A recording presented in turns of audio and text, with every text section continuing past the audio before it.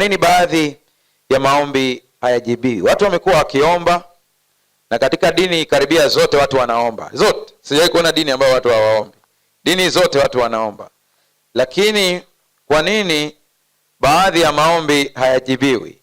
Kuna sababu nyingi sana ambazo zinasababisha.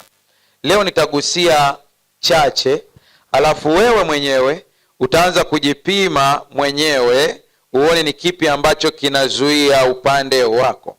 Nitoe sababu kulingana na wazee wa imani. Nitoe sababu kulingana na wazee wa kale tunavyojifunza. Moja ya sababu ni kwamba kuna baadhi ya maombi yanapingana na Mungu. Kuna baadhi ya maombi yanapingana na nani? Na Mungu. Biblia inasema tukiomba lolote sawasawa na mapenzi yake, yeye anatupatia. Changamoto iliyopo, hili fungu tunadhani kama vile linatufunga kwa Mungu ambaye haruhusu tuelezee hisia zetu na mawazo yetu. Haina maana hiyo. Ina maana ya kwamba ameturuhusu tuelezee hisia zetu, ameturuhusu tuelezee maoni yetu, lakini pale ambapo maoni yetu na hisia zetu zitaleta uharibifu kwetu na mpango wake, hata jibu hilo ombi. Imeeleweka hiyo? Imeeleweka hiyo? Bado. Yaani mimi napenda watu wanaosema bado ili niwasaidie tena. Imeeleweka hiyo? Asante. Labda Mungu anahitaji ya kwamba mimi niende Mwanza kuhubiri, lakini mimi nahitaji kwenda Shinyanga kuhubiri. Na Shinyanga nahitaji kwenda kwa sababu nimewamisi tu watu wa Shinyanga. Hizo ni hisia zangu. Tumeelewana? Yaani nasema watu wa Shinyanga nimewakumbuka sana, natamani niende. Mungu anasema lakini nahitaji uende Mwanza, kuna mahubiri. Kwa mimi nakazana kuomba, Mungu nisaidie safari yangu ya Shinyanga. Hapo nitakuwa nimeenda kinyume na nani? Na Mungu. Na kuna ushahidi wa kutosha watu waliokwenda kinyume na Mungu na jinsi ambavyo walipingana na Mungu. Lakini la pili, inawezekana natamani kuja Shinyanga kwa hisia zangu, lakini kumbe Shinyanga kuna mtu ambaye amepanga kunidhuru na Mungu ananipushia nisipate yale madhara. Mungu hawezi kujibu hilo ombi kama ninavyotaka mimi. Tumeanza kuelewana sasa? Tumeanza kuelewana? Kuna bwana mmoja ambaye ni nabii, ila baada ya uchunguzi wangu vizuri nikagundua alikuwa ni nabii lakini mchawi. Nimeshangaa kuna manabii lakini wachawi. Wapo hata sasa hivi wapo. Sio kila mtu ambaye anakuambia kwa jina la Yesu pona anatumia nguvu ya Mungu, sio? Kwa makini sana. Sio kila mtu ambaye anasoma Biblia, anatafsiri Biblia ana nguvu ya Mungu. Kuwa makini sana. Kuna wengine ni kweli kabisa wanamjua Mungu, sio kwamba hawamjui, lakini kwa kutafuta utajiri na umaarufu wameamua kupitia njia nyingine. Biblia inaita ni njia ya kuna mungu wao mwingine. Sasa kuna nabii mmoja aliambiwa aende kuwalaani Israeli, akahongwa na hela kabisa, lakini Mungu akamtokea akamwambia usiende. Yule nabii unajua ametajwa kwamba ni mchawi kabisa, kabisa, lakini sauti ya Mungu anaisikia. Hata wachawi wanasikia sauti ya Mungu. Ukitaka ujue, nenda kamuulize mkwewe na Yakobo, atakwambia niliagua kabisa, nikaambiwa mkwe wangu ana nguvu ya Mungu, ndio maana nabarikiwa. Mpaka wachawi wanajua. Sasa akaonywa kabisa na Mungu usiende, akalazimisha. Akapanda mwanapunda wake, kufika mahali punda akaanza kuongea, maana anaona malaika mbele anaupanga. Lakini tunamfahamu na maombi maarufu ambaye alikuwa si kwamba anaomba, anaongea na vitu vinatokea. Anaitwa Elia. Kuna siku aliomba afe, kwani alikufa? Hamna. Mungu aligoma. Kwa hiyo kuna wakati mnaweza mkaomba hata kama ni kanisani, mkafunga na kuomba, kumbe mnaomba kinyume na nani? Na Mungu. Na hakuna kitu kibaya kama kuomba kinyume na Mungu. Yaani kupambana na Mungu ina hasara. Ngoja nikwambie, hata kwenye kazi zako kuna wakati unaweza ukaombea baraka katika biashara yako, kumbe Mungu ameamua kwa makusudi kabisa aiharibu ile biashara yako ili akupe kubwa zaidi. Kwa utalia kuomba, utaomba, kumbe Mungu amekataa. Na unasema, mchungaji unamaanisha nini? Nenda kaangalia kitabu cha Torati. Mungu anajitaja kama tai anayevuruga viota vya watoto wake, viota kabisa, lakini ni kiota ni cha mtoto wake, lakini kuna saa anaamua kufanya nini? Kukivuruga kabisa. Maana amegundua mtoto ni mzembe, yuko tu kwenye kiota, hataki kujenga kiota cha kwake, amezoea kile. Kuna saa Mungu anavuruga mambo yako ili upate akili. Mshike mkono jirani yako, mwambie imeze hata kama ni chungu. Hilo ombi hata kama ufunge, Mungu hawezi kujibu. Hata kama ufunge. Lakini kuna wakati Mungu anakataa kutuondolea miiba au changamoto ili zitusaidie kutawaliwa, kutembea chini ya mapenzi yake. Utanisikiliza, hii itakusaidia. Na mwalimu wangu mmoja namheshimu sana sana, na amekuwa akipokea upinzani sana kwa sababu ya mafundisho yake, lakini ukimsikiliza vizuri unamuelewa, anaongea vitu vikubwa. Anaitwa Ruben Mugerwa. Huyu bwana anamfahamu, ni kichwa kingine. Yule bwana ana uwezo, yaani akiongea unajua ubongo ni mkubwa, lakini Mungu akampa kigugumizi. Umenisikia? Kama asingelipewa huenda angekuwa na kiburi. Paulo anaomba mpaka leso zake tu zikiwekwa juu ya mgonjwa, shap, anapona hapo hapo. Paulo ndiye nabii pekee katika manabii wote wa Biblia ambaye alikuwa ana uwezo wa kuongea lugha za malaika.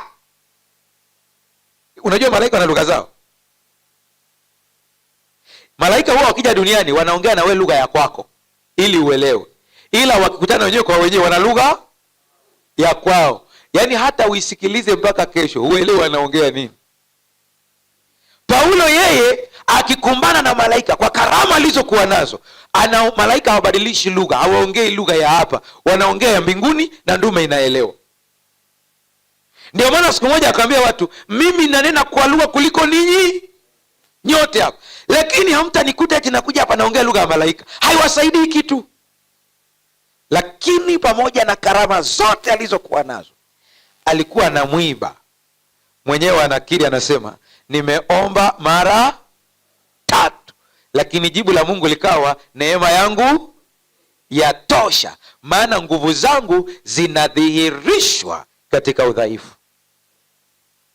Haleluya. Ile ndume ikitokea hivi, yani Paulo ukamwona tu hivi akija tu hapa, hata kiti mnaweza msimpe. Yaani hamumpi kiti kabisa kabisa kabisa. Tena mnaweza mkajaa mkutano, mnasubiria Paulo na akaja, mkampa siti ya nyuma, msijue ndio yeye. Ndio maana anawaambia wa Korinto, mmenidharau sana, mnataka nije na fimbo. Ndipo muelewe kwamba mimi ni mtume. Lakini maombi yake anasema kuna kitu nimeomba Mungu ameniambia hapana. Kwa usije ukaomba kinyume na mapenzi ya nani? Ya Mungu. Najua kuna swali naweza kuibuka, mchungaji, nitajuaje mapenzi ya Mungu? Naomba unisikilize hili. Ni muhimu sana. Na kilio changu tangu nilipoanza mpaka sasa hivi ni kile kile na sibadilishi. Natamani ninyi ndugu zangu mhame katika mazoea ya kidini, muingie katika mazoea ya kiroho. Haleluya. Kuyajua mapenzi ya Mungu ni mpaka uwe mtu wa rohoni aliyejazwa Roho Mtakatifu. Na usidhani kuingizwa kwenye maji namna hii tu chap ukitolewa yatosha kujaza Roho Mtakatifu. La! Kasome Biblia vizuri. Wako watu Paulo aliwakuta kabisa, akauliza, hivi nyie mlipokea roho? Walijibuja wale watu, hata kusikia habari za roho hatajawahi kusikia. Paulo akawashangaa, maana Paulo na yeye alidhani ubatizo pia unapelekana na ujazo wa nini. Akamwambia, "Isa mlibatizwaje?" Wasa wakuzamishwa. Ndume zikaanza kupokea ubatizo mpya wa Roho Mtakatifu. Haleluya. Una habari hata mitume walipokea ubatizo wa Roho Mtakatifu siku ya Pentekoste? Una habari hiyo? Ninawaomba ndugu zangu, naongea hivi nikisema ndugu zangu namaanisha, nataka mjisikie kabisa mimi ni wa kwenu kabisa. Nina uchungu na nyie sana. Ninawasihi kila mtu apate wasaa peke yake na Mungu, sio jumuiya kama hii, peke yako na Mungu, kuomba, kung'ang'ana katika miguu ya Yesu, kuomba ujazo wa Roho Mtakatifu. Kuna tofauti ya kuwa na roho na kujazwa. Kuna tofauti ya chupa yenye maji na iliyojaa, tofauti kabisa. Sasa ukijazwa Roho Mtakatifu, akili yako, mawazo yako, fikra zako zinaanza kupelekana na Roho, maana amekuwa marafiki na Roho. Haleluya. Ndipo utaanza kujua mapenzi ya Mungu ni yapi. Kuna kitu utaomba, Roho Mtakatifu atakwambia hapa unapingana na Mungu, acha. Paulo muuliza, anasema nilitamani kwenda kwenye mji fulani kuhubiri, anasema lakini Roho wa Bwana akanikataza, akaniambia huko nisiendi. Kuna faida sana kuongozwa na Roho Mtakatifu. Haleluya. Vingine ambavyo vinasababisha maombi yasijibiwe ni mashaka. Mashaka. Yakobo anasema mtu mwenye mashaka ni kama wimbi la bahari. Asitarajie mtu huyu atapata kitu kwa nani? Kwa Bwana. Kwa kuna vingine ni mapenzi ya Mungu, ni kwa faida yetu, Mungu amekubali kutupatia, lakini kuna kitu kinaitwa mashaka kinazuia. Ninaona sana hata nikihudumia watu katika huduma ya maombi, kuna watu ambao wanapona hapo hapo, kuna watu ambao unakuta baadaye, kuna mwingine pia haponi kabisa. Kama jana kuna binti aliletwa hapa akiwa ni kiziwi. Sijui mzazi wake yupo? Hayupo leo. Ile mama hayupo. Bwana ni mchana ndipo atakuwepo. Alikuwa hasikii kabisa, ile binti hasikii. Kamekaa hapo ndani na kauliza, akanisikii mpaka niongee kwa ishara. Umenielewa? Na kuna mwalimu mmoja alimleta wa shule ya sekondari hapa, ndiye alikuwa amemsindikiza. Nadhani si ni mwanafunzi wake, sielewi. Sasa wakati nilipokatazama, sikimbilii tu kuomba. Sikimbilii tu kuomba. Kwa sababu nikikimbilia tu kuomba, itakuwa sasa naanza kutumia ujuzi wangu. Na nikitumia ujuzi wangu, Roho wa Mungu hayupo. Ndio maana kila siku nawaambia, mkiona miujiza mikubwa inatendeka, mimi sihusiki. Mimi ni waya tu. Mungu anaunganisha umeme wake, unafanya kazi. Basi, mimi ni sawa na yule punda aliyembeba Yesu. Siku ile alikanyaga mpaka vitambaa vilivyotandikwa chini. Ila tu ni kwa sababu alimbeba Yesu basi. Haleluya. Hivi mnajua kwamba hii heshima yote mnayonipa hapa ni kwa sababu ya Yesu. Yaani Yesu akiondoka, mimi ni sawa nampiga debe tu barabarani pale. Tena na vikumba mtanipiga kabisa. Sasa mara nyingi sana ikija kwenye huduma ya kumwombea mtu, natamani sana wakati anapoongea, ndio maana hata wakinisimulia huko ndani, sipendi story nyingi, kwa sababu wakinisimulia story nyingi wananifanya na mimi niwe emotional. Niwe na msisimko. Na mimi sitaki. Msisimko utaniongoza nifanye vitu kwa hisia. Nimekuhurumia sana, wakati kuna Mungu aliyekuhurumia kuliko mimi. Nataka tu niambie straight basi yatosha. Baba yako ndiye muhusika. Mimi niliwaya tu. Sasa liwaya unalisimulia yote, linahusika nini? Tunaanza kuelewana sasa. Sasa alivyokaa yule wakati anasimulia, alishikwa na shida hiyo ya kiziwi, akapelekwa hospitali, akapima, wakasema sasa inatakiwa awekewe mashine. Lakini kilichonivutia ni jinsi yule binti alivyokubali kuja kuomba, ili hali madaktari wamesema awekewe nini? Mashine. Nikaanza kusema, huyu binti ina maana ameamini Mungu ni juu ya madaktari waliosema awekewe mashine. Nikamwambia Mungu, binti ana imani, ila ukiziwi wake unafunguliwaje mimi sijui, wewe wajua. Haleluya, haleluya. Roho Mtakatifu akaniongoza, mwekee vidole masikioni, na ndicho nilichofanya. Na nikamwambia funguka, nikaweka mikono kichwani, nikamshukuru Mungu, nikaachia.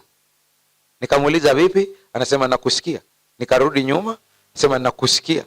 Yule aliyekuja naye nikamwambia ongea kwa sauti ya chini. Sasa kwa sababu amezoea kwamba akiongea mpaka amguse, akaanza kumgusa. Na pia usimguse, ongea naye bila kumgusa. Akaongea, akamsikia. Kamuuliza mama yake yuko wapi? Sema yupo. Alikuwa yuko hapa mama. Kaambia muite mama yake. Mama akaja. Kaambia mama, muite mtoto wako kwa sauti ambayo ukiwa unamuita hasikii.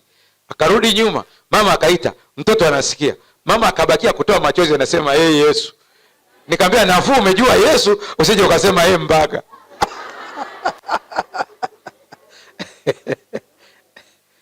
Haleluya, haleluya.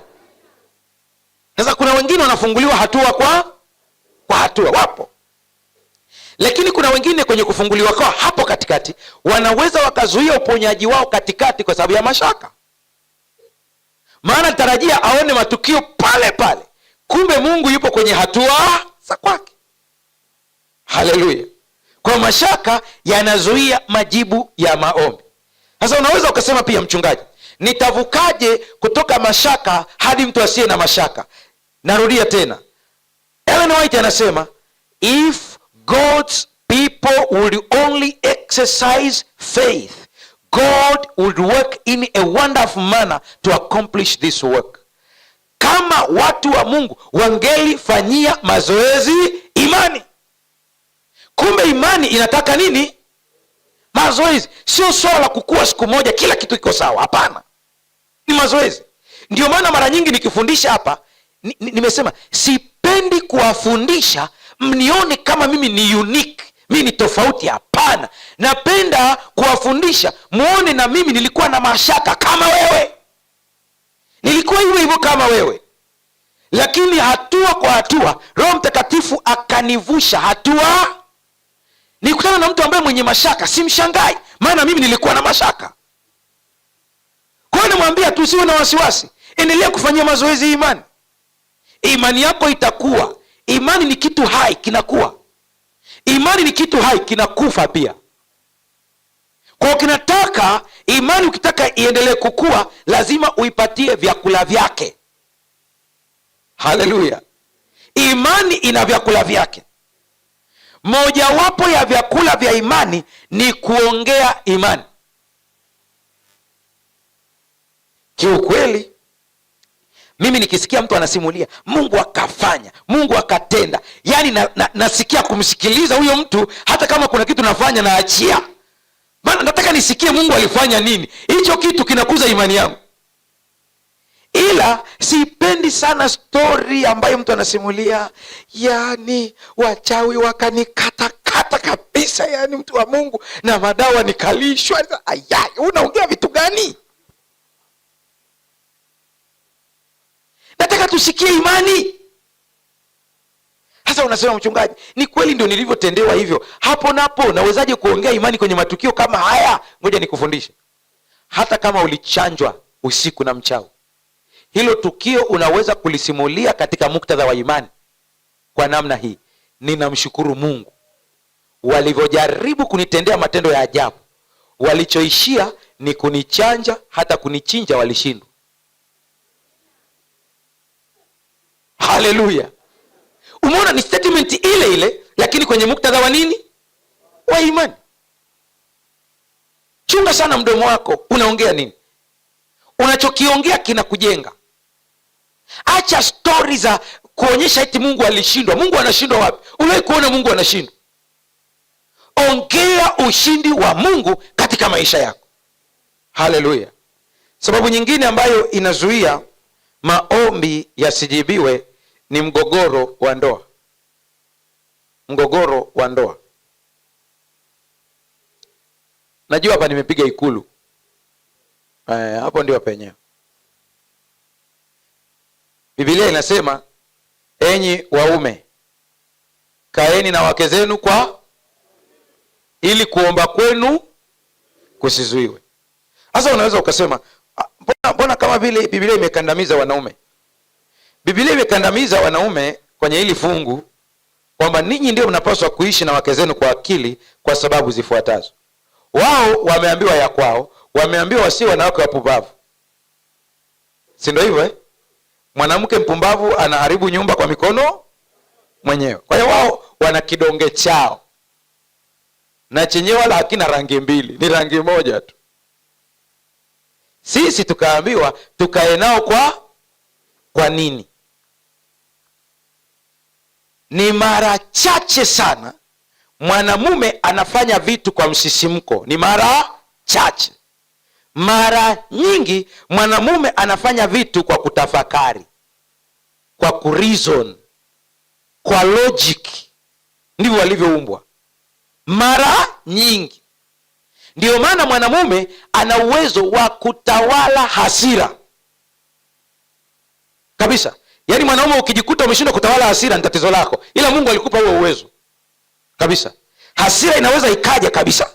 Mwanaume unaweza ukawa na hasira na ukajiambia, kwa hasira hizi sitapiga mke wangu, na umpigi. Ila mwanamke akiwa emotional anaweza akaongea vitu baadaye akajilaumu, hivi niliongea nini saa ile? Ndio maana napunguza sauti. Ndio maana wanawake wengi wana mgogoro na marafiki zao wa kike wa kuvujishiana siri, kwa sababu siku mwanamke alipokuwa emotional na hisia zake akasimulia yote kwa mwenzake. Habari ya kwako. Yaani ana vimsisimko vyake tu moyoni huko vya hasira, akasimulia yote akamwaga yote. Alipomwaga yote, hajui kwamba yule naye kuna siku atakuwa na hisia zake, atayamwaga kwingine. Kwa mwisho hivi mmegundua wanawake wakikaa pamoja, yani waweke 20. Viongozi wa kwaya mko wapi? Viongozi wa kwaya mpo? Nachoongea ni uongo. Kesi nyingi mnaletewa za kike za kiume? Za kike nyingi tu, na wala hazina mbolea. Unaweza ukasikia kesi kanakuja kama maji tu, maji. Niliweka maji yangu akanawea miguu. Unajua wanaume jinsi walivyo. Mwanaume anaweza akapeleka maji yake, mwenzake akanawia. Mwanaume akija hagombani, maana ana reason. Hivi tugombanishe na ndoo ya maji, naenda kuchota mengine. Mama anasema kitaeleweka, maji yangu. Mimi ndo nimchote, kitaeleweka. Kwa hiyo wazee mnisikilize. Kuna saa kabisa shetani anaweza akaingilia ndoa yako ili tu kuzuia maombi. Mama akakuvuruga kabisa, na niwaambie mivurugo mingi inatokea wakati wa mfungo. Unajua kuwa umefunga ndipo una attract mashambulizi. Yesu hakujaribiwa mpaka alipofunga. Sasa unasema mchungaji nifanyeje? Wakati una jambo unahitaji kuombea la kwako la familia, ukiona mgogoro kwa mkeo, na kupa tahadhari kabisa, usientertain mgogoro, kubali kuwa mjinga, usizuie maombi yako. Haleluya. Haleluya. Mungu atusaidie sana. Kaeni na wake zenu kwa akili. Sasa mwingine anasema, mchungaji lakini nimemkosea mke wangu, nahitaji kuingia kwenye maombi hata kama ni ya kufunga, namuomba msamaha lakini hataki. Haikuhusu. Kazi yako ni kuomba nini? Akigoma Mungu anajua. Songa mbele. Sasa mgogoro, kuna mwingine nilimfundisha hivyo. Yaani Mungu atusaidie sana. Alipoomba msamaha mkewe akagoma, akamwambia goma tu, lakini mimi Mungu wangu anajua tayari nishaomba msamaha. Hapana. Kuwa mnyenyekevu. Haleluya. Kuwa mnyenyekevu. Sasa kuna wakati ninyi kama familia au mtu binafsi mnaweza mkakuta mambo hayaendi, mnachokifanya hakiendi, mnafanya mambo hayaendi, unaomba maombi, huo ni matokeo yake. Wakati mwingine sababu ni kwa vile kuna vitu vipo ndani kwenu, katika biashara, katika maisha, katikati yenu, vinavyozuia hayo maombi. Na hapa ndipo nitakapoishia, ni kupatia ushahidi wa kibiblia. Na hivi vitu ni mpaka viondoke ndipo maombi yanaweza yakaenda. Kuna baadhi ya vitu vinazuia kabisa. Nitakutajia baadhi. Nianze na wanandoa. Unaweza ukute mko wawili kwenye ndoa yenu, mmoja anaamini matambiko, mmoja haamini matambiko, lakini mko kwenye nyumba moja. Hapo mko kwenye vita kubwa sana, kubwa sana. Ni pande mbili zinashindana. Sasa unasema, mchungaji, nifanyeje? Cha kwanza kabisa, wewe ambaye huamini matambiko, unatakiwa uamini ya kwamba upande wa ufalme wetu wa nuru una nguvu kuliko upande wa giza. Haleluya. Kwa hiyo uhakikishe unabadilisha maombi sasa. Badala ya kuomba kile kitu Mungu akupatie, omba maombi ya kuharibu hiki kitu ambacho kiko hapa. Kama umenielewa nipungie mkono. Narudia. Badala ya kuomba Mungu akujibu kile kitu ambacho ndio target yako, badilisha maombi sasa. Maana umegundua kuna kitu kinachoendelea hapa kwako. Omba maombi ya kuharibu hiki kitu ambacho kiko hapa sasa. Unajua uzuri wa Mungu ni huu. Kama kuna matambiko kati yenu, Mungu atayafunua tu. Kuna siku utayaona tu. Yaani hata kama afiche, kuna siku utagundua hapa, mwenzangu mimi ninamwamini Mungu, yeye anaamini kitu kingine. Utaona tu. Kuna siku atasahau hata kahirizi. Kuna siku tamnasa anafanya vitu, anamwaga unga, utamnasa tu. Kuna mmoja alikuwa anafanya vitu kama hivi. Sasa huwa kuna kitu anampulizia mume wake. Mume analala, hajui kinachoendelea. Lakini huyu bwana kila siku alikuwa anahangaishwa na ndoto fulani. Ndoto fulani. Unajua kuna ndoto zina maana. Zinamhangaisha tu, mwisho akamwomba Mungu, sema, Mungu, naomba unisaidie. Kama kuna kitu kinafanyika hapa ndani kwangu na mimi sikijui, Mungu nifunulie nijue. Sasa mama akapuliza dawa usiku, akajua ndume imelala. Kumbe ndume haijalala. Akaanza kufanya vitu vyake. Jamaa anaona kwa macho hivi. Na sijui wanakuaje, mama akaona kama vile jamaa haoni. Kumbe anafanya nini? Sasa ni design ya mama ambaye mkienda kwa mchungaji, maana kuna wakati jamaa alishtaki kwa pasta, ila kwa sababu hana ushahidi wa kukamata, yule mama anajua kujidefend kwa machozi. Mtu wa Mungu, naonewa baba, naonewa. Mpaka mchungaji sema, alo, unamwonea mama wa watu. Sasa awamu hii jamaa alivyoona mama haelewi kinachoendelea na anaendelea na shughuli yake, akachukua simu akarekodi tukio lote, akamaliza, akasevu, akalala. Asubuhi akamwambia, usiku ulifanya hivi. Akaruka, mimi we umeanza ile mambo ya kunipeleka kwa mchungaji tena? Akasema, nakwambia hivi, nimekuona. Akagoma. Akapigia simu pasta. Sasa pasta, njoo. Pasta akafika. Pasta akamputa pembeni yule jamaa, akamwambia, wewe, nilishakwambia usitese huyu mama wa watu. Unamsingizia. Akasema, sasa mimi namsingizia. Simu hii hapa. Kocho. Mchungaji akataza, sema, pause, weka pause, aishi hapo hapo. Sasa kuona vinavyoendelea. Kwa kifupi vile vitu vilichomwa kabisa vikaisha. Na nikwambie, baada ya yule mama kukiri, si kwamba alipewa talaka, hakuna talaka ya design hiyo. Waliamaliza, na siku Mungu alipotakasa ile nyumba, mambo yao yalienda vizuri mpaka leo. Haleluya. Haleluya. Ndugu zangu, usidanganywe. Hakuna shetani anayeweza kumfukuza shetani mwenzake. Haipo. Mganga na mchawi lao wanacheza dini tu. Ukifika pale unasema mtu wetu kaja, ongeza. Na hata hapa natoa wito kabisa kwamba kabla ya kumaliza hili kambi, ni bora kama una kitu kule, kilete kidesign, sio lazima utangaze. Hata jina lako hatuna haja ya kulijua. Wewe njoo tutembea, kadondoshe tu hapa, ondoka. Tutakakuta hapo, tutakachoma. Na wala hatuulizi aliyedondosha hapa ni nani. Haitusaidii. Mungu atusaidie sana. Sasa katika miji ambayo Israeli alikuwa ametakiwa kuvamia, moja wako ilikuwa ni Yeriko.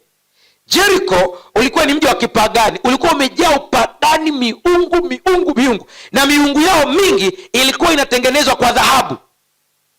Ndio maana Mungu akatoa amri mapema, akamwambia Israeli, mnapoenda kupigana mkaukamata Yeriko, chochote mtakachokikuta, iwe ni nguo, iwe ni dhahabu, vimewekwa wakfu. Na ile wakfu hakuwa na maana wakfu mvibebe, anasema haribuni.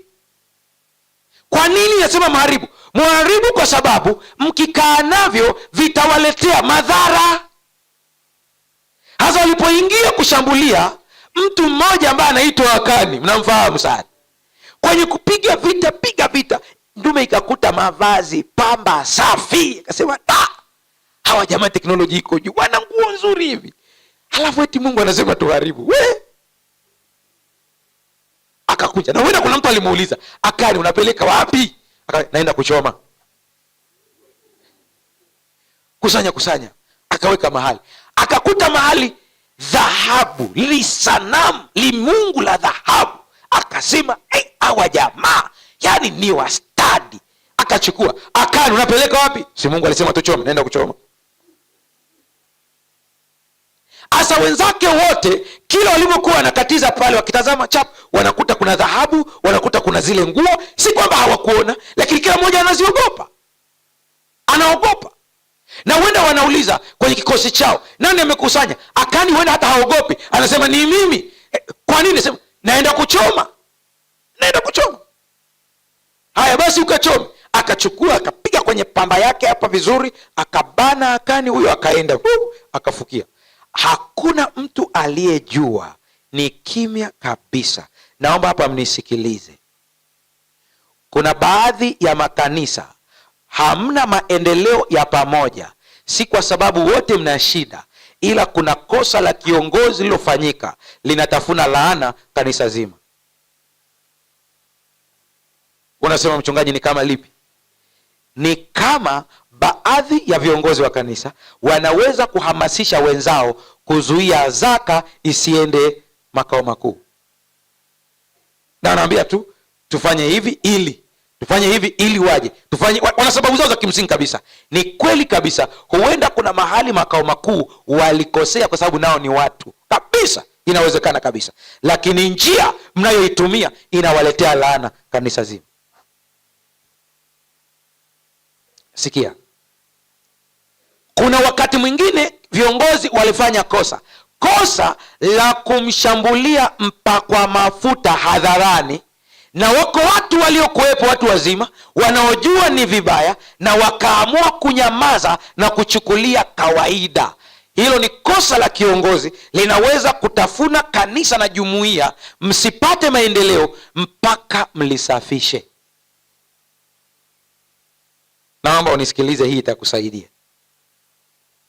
Hata kama mzee wa kanisa, mchungaji amekosea, acha Bwana ashughulike naye, ndiye aliyempaka mafuta na wala sio wewe. Nenda kamuulize Daudi. Daudi atakwambia, Sauli alikosea, nilikuwa na ushahidi kabisa, na ilikuwa ni mchinje, ila nilipokumbuka mafuta nilirudisha upanga wangu. Sasa wanasema, mchungaji, tunaondoaje kosa kama hili? Mnisikilize, maana nyinyi ni watu wazima. Ukakuta mko kwenye kikao, iwe ni baraza, mkutano aina yoyote, mtu anaibuka kumshambulia mzee wa kanisa au mchungaji personally, anamshambulia kwa maneno makali, Na kweli unajua mchungaji wako amekosea, mzee wako kanisa amekosea, lakini njia inayotumika ya kumshambulia sio sahihi, na wewe uko pale ukanyamaza, usidhani umepona, imekula kwako. Unasema mchungaji nifanyeje? Mwenye hekima anasimama pale pale na kumkemea yule anayefanya kile kitendo, ili kuiondoa laana isiwatafune wote. Ukisimama na kumkemea yule, ile laana kama hatatubu itakuwa ya kwake, ila umeokoa kanisa. Sijui kama ninaeleweka. Tena mwambie kabisa, wewe unayefanya hivi, kaa chini. Huwezi kumwambia mzee wa kanisa hivi, huwezi kumwambia mchungaji hivi, kaa chini. Na watu wote Biblia inasema wakati ule waseme amina, kwamba wakisema amina hatuungi mkono staili aliyotumia huyu bwana. Mtakuwa mmeondoa tatizo. Ukisikia watu wanajimobilize kuzuia zaka na sadaka, usihusike katika huo mpango. Waambie bwana, ni kweli ofisi ya kule imekosea, nao ni wanadamu, ila hiki mnachokifanya sikuungi mkono, acha. Utakuwa umeokoa kanisa. Haleluya.